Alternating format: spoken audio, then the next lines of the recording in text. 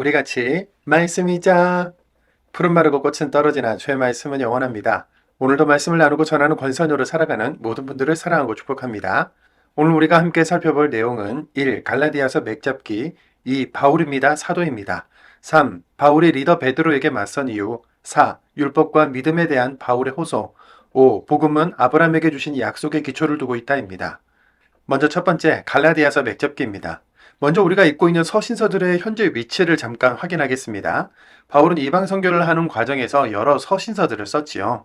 그러니까 성경 목록 순서대로 사도행전, 로마서, 고린도 전후서, 갈라디아서, 에베소서 이런 순서로 기록된 것이 아니라 사도행전 중간에 데살로니가 전후서, 사도행전 중간에 갈라디아서, 사도행전 중간에 고린도 전후서, 사도행전 중간에 로마서가 쓰여졌다는 겁니다.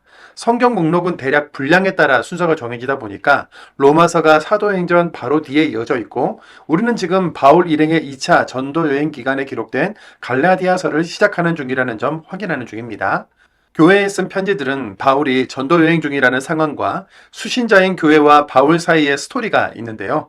이 배경들을 알고 읽어야 은혜되는 몇 구절만 선택해서 읽지 않을 수 있고 또 말씀의 현장으로 들어가서 말씀과 내가 상관이 있어지게 되는 겁니다.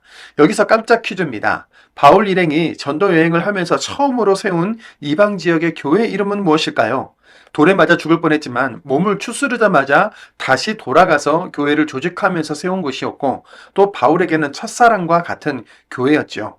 네, 바로 갈라디아 교회입니다. 바울의 2차 선교 여행을 따라 갈라디아서가 기록된 상황 속으로 잠깐 들어가 보시죠. 시리아 안티오키아를 출발해서 길리기아의 타르수스, 더베, 루스드라, 이고니온, 피시디아 안티오키아를 비롯한 주변 지역을 순회하면서 갈라디아 가정교회들을 두루 방문했습니다. 트로아스에 도착하니 마케도니아 사람이 어서와서 도와달라는 환상을 보게 되죠. 배를 타고 네아폴리스에 도착해서 필리피 사역으로 필리피 즉 빌립보 교회가 세워지게 되고 테살로니키와 베레아에서 데살로니가 교회가 세워지게 되죠. 아테네를 지나 코린트 지역에서 복음을 전하면서 고린도 교회를 세웠는데요. 바로 여기 코린트에서 데살로니가 전후서와 갈라디아서를 쓰게 됩니다. 그러니까 2차 선교 여행 중에 갈라디아 교회들을 들르면서 왔고 그때까지 아무런 문제가 없었는데 코린트 지역에 와서 교회를 세우고 사역하는 그 사이에 율법 교사들로 인해 복음이 훼손되고 교회가 혼란에 빠졌다는 겁니다. 이 소식을 들은 바울이 갈라디아 교회에 쓴 편지가 바로 갈라디아서인 것이죠.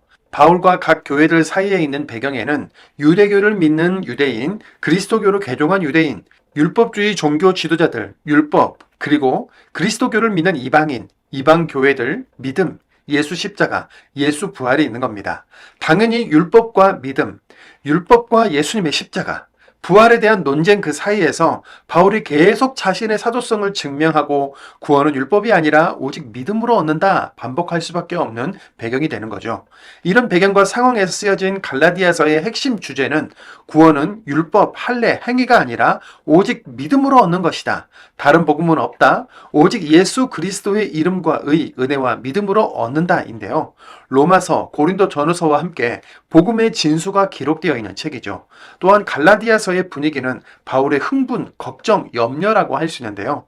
문제없던 첫사랑과 같은 갈라디아 교회가 바울의 사도성을 의심하는 것에서부터 시작해서 바울이 가르친 복음에서 이탈해 있기 때문입니다. 두 번째, 바울입니다. 사도입니다. 먼저 율법 교사들은 믿음만으로 부족하다. 당신들은 이방인이지만 할례도 받고 율법도 지켜야 한다라고 말했습니다. 이에 갈라디아 성도들은 바울 선생님은 그렇게 전하지 않았습니다. 예수님을 믿으면 구원받는다고 했어요 라고 말하죠. 그러자 율법 교사들이 다시 말합니다. 예수 믿는 사람 잡아넣던 사람 아니냐? 베드로 사도, 요한 사도랑은 다르다. 바울은 가짜 사도고 그가 전한 복음은 불완전한 복음이다 라고 말합니다. 이에 갈라디아 성도들은 흔들리고 혼란에 빠지게 된 것이죠.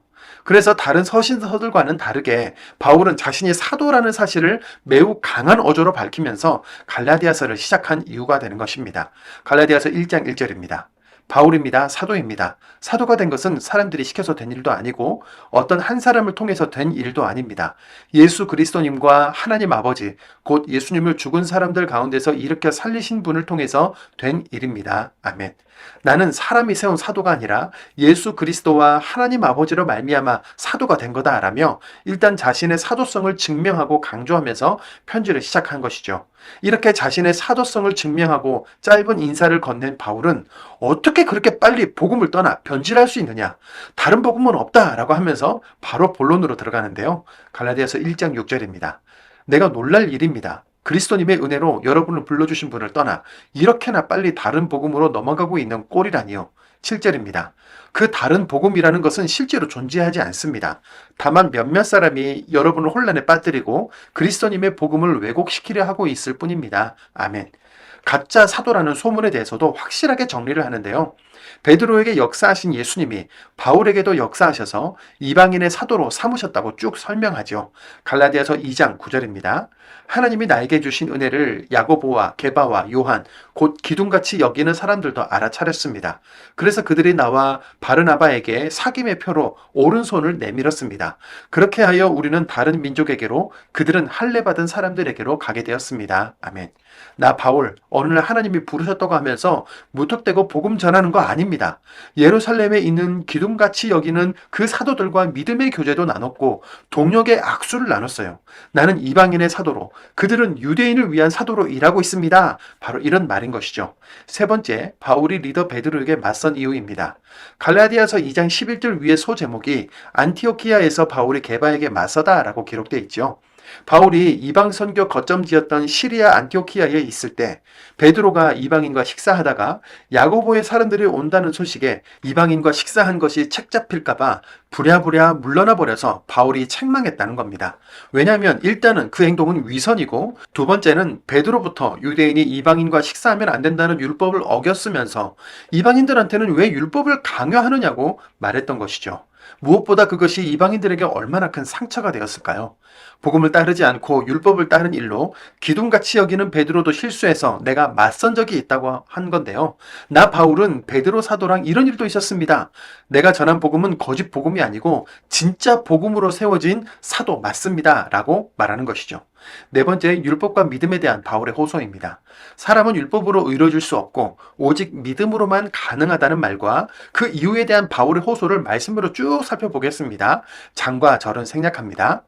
그렇지만 우리가 알고 있습니다. 사람이 의롭다고 인정받는 것은 율법의 행위들의 기초에서 되지 않고 오직 예수 그리스도님을 믿어서 된다는 것을요. 그렇게 우리 자신들도 예수 그리스도님을 믿었습니다. 율법의 행위들의 기초에서는 어느 누구도 의롭다고 인정받지 못할 것이기 때문입니다. 이제 더는 내가 살고 있는 것이 아니라 그리스도님이 내 안에서 살고 계십니다. 이제 내가 육신 안에서 사는 삶은 믿음 안에서 살고 있는 것입니다. 하나님의 아들, 곧 나를 사랑하시고 나를 위해서 자신을 넘겨주신 분을 믿는 믿음 안에서요. 의롭다고 인정받는 것이 율법으로 되는 일이라면 그리스도님은 헛되이 돌아가신 것이니까요. 여러분한테서 이것 하나만은 알아보고 싶습니다. 율법의 행위들의 기초에서 여러분이 성령을 받았습니까? 또는 듣고 믿은 것의 기초에서 받았습니까? 아멘. 이렇게 설명한 바울은 아브라함을 예로 들어 율법의 행위가 아니라 믿음으로 의롭게 되는 것임을 증명하는데요. 다섯 번째, 복음은 아브라함에게 주신 약속의 기초를 두고 있다입니다. 믿음의 조상 아브라함도 율법의 행위가 아니라 하나님을 믿음으로 의롭게 되었기 때문에 아브라함이 복음의 출발이다. 법으로는 아무도 의롭다고 인정받지 못한다.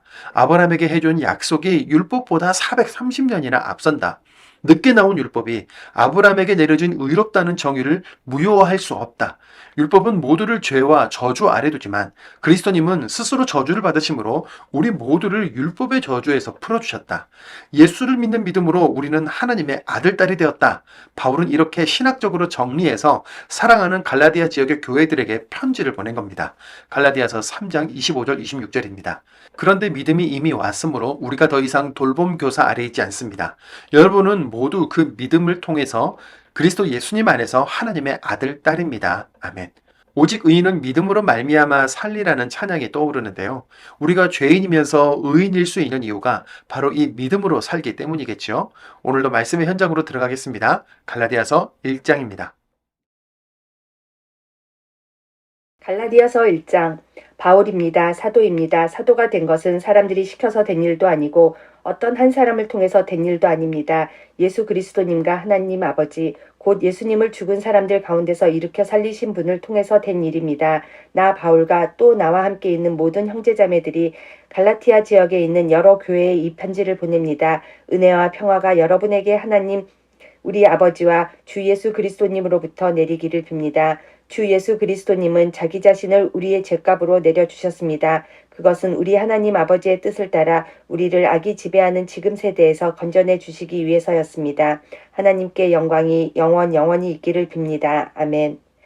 내가 놀랄 일입니다. 그리스도님의 은혜로 여러분을 불러주신 분을 떠나 이렇게 빨리 다른 복음으로 넘어가고 있는 꼴이라니요. 그 다른 복음이라는 것은 실제로는 존재하지 않습니다. 다만 몇몇 사람이 여러분을 혼란에 빠뜨리고 그리스도님의 복음을 왜곡시키려 하고 있을 뿐입니다. 그러나 우리 자신이든 하늘로부터 온 천사이든 우리가 여러분에게 전한 복음과 다른 것을 여러분에게 복음으로 전한다면 그는 저주를 받아야 합니다. 우리가 전에 말했듯이 지금도 내가 다시 말합니다. 여러분이 받은 것과 다른 것을 어떤 사람이 여러분에게 복음으로 전한다면 그는 저주를 받아야 합니다. 지금 내가 사람들을 설득하는 것입니까? 하나님을 설득하는 것입니까? 내가 사람들 기분에 맞추려고 애쓰고 있습니까? 내가 아직도 사람들 기분에 맞추려고 하고 있다면 나는 그리스도님의 종이 아닙니다. 형제자매 여러분, 내가 여러분에게 알려드립니다. 내가 전한 복음은 사람이 지어낸 것이 아닙니다. 내가 어떤 사람에게 그것을 전해받은 것도 아니고 배운 것도 아니기 때문입니다. 예수 그리스도님의 나타나심을 통해 받은 것입니다. 내가 한때 유대교에 몸담고 있을 때 어떻게 처신했는지를 여러분은 들었습니다. 하나님의 교회를 지나치게 박해했으며 교회를 송두리째 없애버리려고 했습니다. 나는 유대교를 따르는 생활에서 나의 동족 가운데서 많은 또래들을 뛰어넘어 앞서가고 있었습니다. 나의 조상들이 전해준 전통들을 지키는 데에도 엄청나게 열심인 사람이었습니다. 그러나 하나님, 곧 나를 어머니 뱃속에서부터 따로 구별하시고 은혜로 불러주신 분이 좋게 여기신 일이었습니다. 그것은 그 아들을 나에게 나타내 보이시는 일이었습니다. 다른 민족들 가운데서 내가 그 아들을 좋은 소식으로 전하도록 하시기 위해서 말입니다. 그때 나는 곧바로 살과 피를 가진 사람과 의논하지 않았습니다. 나보다 앞서 사도가 된 분들을 만나려고 예루살렘에 올라가지도 않았습니다. 나는 아라비아로 갔다가 다시 다마스코스로 돌아갔습니다. 그리고서 3년이 지나서야 게바와 안면을 트려고 예루살렘으로 올라갔습니다. 그리고 15일 동안 그와 함께 머물렀습니다. 나는 주님의 형제 야고보 말고는 사도들 가운데서 다른 사람을 만나보지 않았습니다. 내가 여러분에게 써 보내는 것들은 자 보세요. 하나님 앞에서 확언하는데 거짓말하고 있는 것이 아닙니다. 그리고 나서 나는 시리아와 길리기아 지역으로 갔습니다. 그런데 그리스도님 안에 있는 유대아의 교회들에는 내 얼굴이 알려져 있지 않았습니다. 그들은 그저 이런 소문을 듣고 있을 따름이었습니다. 이전에 우리를 박해하던 사람이 이제는 그가 한때 송두리째 없애려 했던 그 믿음을 좋은 소식으로 전하고 있다. 그래서 그들은 나를 두고 하나님을 찬양했습니다. 갈라디아서 2장. 그러고 14년이 지나서 나는 바르나바와 함께 다시 예루살렘으로 올라갔습니다. 디도도 같이 데리고 갔습니다. 내가 올라간 것은 계시에 따른 것이었습니다. 나는 그들에게 내가 다른 민족들 가운데서 선포하는 복음을 내놓고 설명했습니다. 유력 인사들에게는 따로 만나 설명했습니다. 어떻게 해서든 내가 달리고 있거나 달려온 것이 헛일이 되지 않도록 하려는 것이었습니다. 그러나 나와 함께한 디도는 그리스 사람이었지만 할례 받도록 강요당하지 않았습니다. 할례 문제가 제기된 것은 슬그머니 들어온 거짓 형제들 때문이었습니다. 그들은 그리스도 예수님 안에서 우리가 누리는 자유를 몰래 엿보려고 슬그머니 들어온 사람들입니다. 우리를 노예로 만들어 버리려고요. 우리는 그들에게 잠깐이라도 굴복하여 물러서지 않았습니다. 복음의 진리가 여러분 곁에 내내 머물러 있도록 그렇게 한 것입니다. 나는 뭔가 유력하다는 그 사람한테 영향받지 않았습니다. 그들이 한때 어떤 사람이었든지 그것은 나에게 전혀 중요하지 않습니다. 하나님은 사람을 겉모습으로 판단하지 않으십니다. 나에게 그 유력 인사들이 더 보태라고 제안한 것은 아무것도 없었으니까요. 도리어 그들은 내게 할례받지 않은 사람들에게 전할 복음을 맡았다는 사실을 알아보았습니다. 베드로가 할례받은 사람들에게 전할 복음을 맡은 것과 마찬가지로요.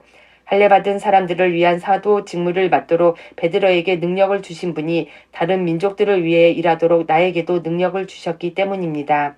하나님이 나에게 주신 은혜를 야고보와 게바와 요한, 곧 기둥같이 여겨지는 사람들도 알아차렸습니다. 그래서 그들이 나와 바르나바에게 사귐의 표로 오른손을 내밀었습니다. 그렇게 하여 우리는 다른 민족들에게, 그들은 할례받은 사람들에게 가게 되었습니다. 그들이 우리에게 부탁한 단 한 가지는 가난한 사람들을 기억해달라는 것입니다. 그런데 그것은 나도 힘써 해오던 바로 그 일이었습니다.